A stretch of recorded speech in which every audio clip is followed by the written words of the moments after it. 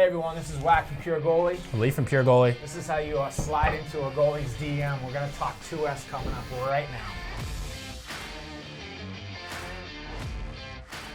Hey Lee, what comes after 1S?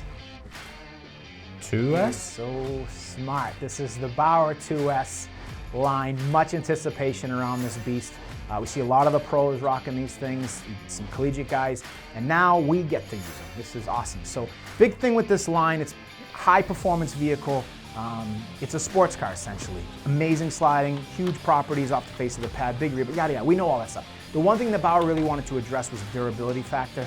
Big thing change in their Core Tech ST. The ST stands for Super tough. Super tough. I like that already. So super tough Core Tech, what is that? That's a new process involving the front of the jacket. It's gonna give you better tensile strength throughout the front of the face.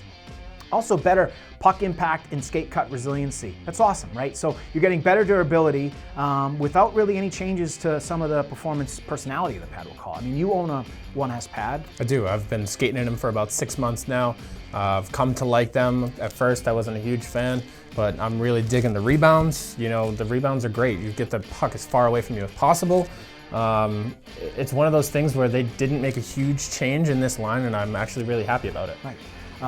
Great sliding, one of the best sliding pads you're going to find in the market. They've improved some of those qualities with a new design on the calf plate. They've recessed, no more binding. This used to be completely exposed with the binding all the way down. Was that a great design element? Now this makes a lot more sense. It's a little more flush to the inner gusset. They've also changed the shape. It's more of a pro influence of trickle down. Any difference in stability? I mean, I imagine it would probably parlay down to the bottom of the skate, but it's pretty similar, you know, sliding. It wasn't like an astronomical difference. It was consistent, I would say. Right. When we look at the bottom of the pad, little change, 1X Vapor toe bridge. They've gone away from the HC toe bar. The boot profile is essentially the same. Calf wrap, the shin wrap, I should say, is a little bit different, smaller footprint. It is, and it was actually a huge improvement. The 1S, my biggest gripe was this actual flap on the interior would catch on my skate all the time. Any type of long body or stretch out, this thing would catch, fold over. It was super annoying. You have to adjust it in the middle of the play. Nobody wants to do that. Nice. You've got your custom rotational strapping straight up this baby. It's going to keep you locked into that nice dynamic range in terms of where you want to be. They've gutted the knee cradle. It's more flush now. It actually is flush. So if you're a knee pad wearer, you have a little bit more real estate to get that knee pad in there. They've changed it. No more pour-on the landing pad itself. It's a Nash material. Differences there? Nice and soft, actually. The pour-on was a little too hard, especially dropping down. This is nice and soft on the interior, but the exterior is still nice and rigid. So you feel like when you slam that pad down, it's going to slam down. Right. Nash will give you a little bit more grip on the knee pads. RVH, sliding, no problem. Right.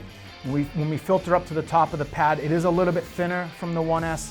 Traditional style top welting, again, telling that durability story. Let's get a little bit better durability into the pad. You don't have these corners exposed. You had those exposed on the 1S, so you're fully capped throughout, and it's a real nice thinner profile pulling from that 1X influence. You're gonna get even less weight. All your stuff's really happening in the shin. Your drive weight is happening from the knee, so you got less weight up top. Better overlap. Better overlap. Which is a huge improvement. My 1S's, they are super chunky up top. Yeah. They're just punching at each other.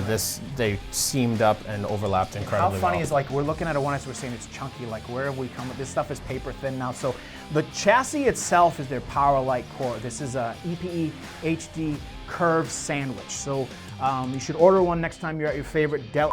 This is like the stiffest pad you're gonna find, if not one of these stiffest pads. Amazing structure and stability in terms of keeping that body. It's a fused boot. What does that mean? They don't score it internally, so it's just gonna hold that shape.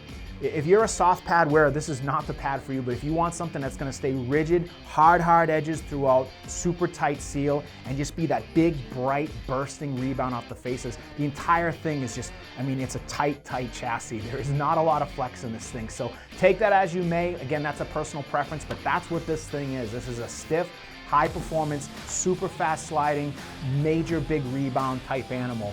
For Tough Lee, Tough Man Wack, and the 2S, we thank you for watching. If you want more info, check out the link in our description. Buttons to like, buttons to share, buttons to subscribe. We got buttons. We got buttons. Subscribe, like he said, you'll get all kinds of new info. More info coming up on the 2S glove and blocker, so hit those buttons.